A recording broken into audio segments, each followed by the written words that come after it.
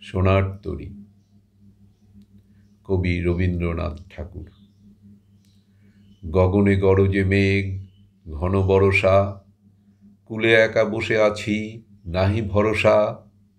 রাশি রাশি ভাড়া ভাড়া ধান কাটা হলো সারা, ভরা নদী ক্ষুরধারা খড় পরশা, কাটিতে কাটিতে ধান এলো বরষা।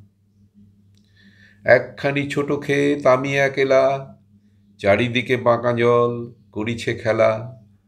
পরপারে দেখি আঁকা তরু ছায়া মসি মাখা, গ্রামখানি ছোট মেঘে ঢাকা।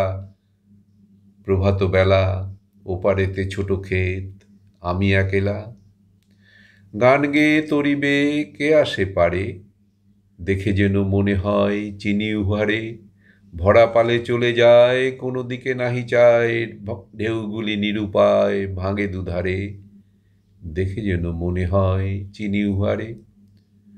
ওগো তুমি কোথা যাও, কোন বিদেশে, বারেক ভিড়াও তরি কুলেতে এসে। যেও যেথা যেতে চাও, যারে খুশি তারে দাও, শুধু তুমি নিয়ে যাও ক্ষণিক হেসে আমার সোনার ধান কুলেতে এসে। যত চাও তত লও তরণী পরে, আর আছে আর নাই দিয়েছি ভরে। এতকাল নদীকূলে যাহা লয়েছিনু ভুলে, সকলই দিলাম তুলে থরে বিথরে। এখন আমারে লহ করুণা করে।